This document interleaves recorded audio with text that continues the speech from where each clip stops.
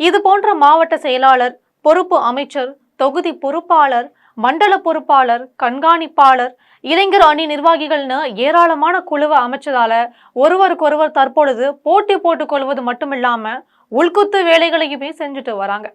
அந்த வகையில மதுரையில அமைச்சர்கள் பிடிஆர் பழனிவேல் தியாகராஜன், மூர்த்தி மாவட்ட செயலாளர் தளபதி மணிமாறன் ஆகியோரையும் தாண்டி மண்டல பொறுப்பாளரான அமைச்சர் தங்கம் தென்னரசால் ஒன்றும் செய்ய முடியாத நிலை ஏற்பட்டிருக்கு.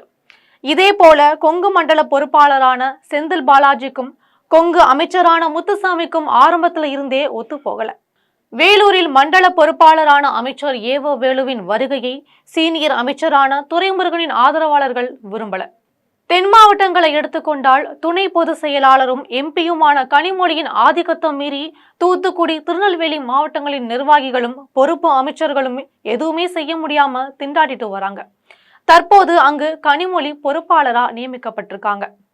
இது ஒரு புறம் இருக்க, மண்டலங்களை கவனிக்கும் 2 அமைச்சர்கள் சரிவர தங்கள் பணியை செய்யவில்லை என்ற குற்றச்சாட்டுமே கவனத்திற்கு வந்திருக்கு. அமைச்சர்கள் சி.வி. கணேசனுக்கும் எம்.ஆர்.கே. பன்னீர்செல்வத்திற்கும் இடையே ஒத்துழையாம போராட்டம் நடந்துட்டு வருது. இவற்றுக்கெல்லாம் உச்சகட்டமா சமீபத்துல சென்னையில நடைபெற்ற உடன்பிறப்பே வா நிகழ்ச்சியில முதல்வர் மு.க.ஸ்டாலின் முன்பாகவே அமைச்சர் ஒருவரும் மண்டல பொறுப்பாளர் ஒருவரும் காரசாரமா மோதி இருக்காங்க. அவர்களின் மோதலை சகித்துக் கொள்ள முடியாத மு.க.ஸ்டாலின் வெறுத்து போய் தனது இருக்கையை விட்டு எழுந்து போய்விட்டாராம். இதுபோன்று கட்சி தலைவர் முன்னிலையில் காரசாரமாக மோதிக்கொள்ளும் அளவுக்கு உட்கட்சி பூசல்கள் திமுகவில் அரங்கேறி வருது.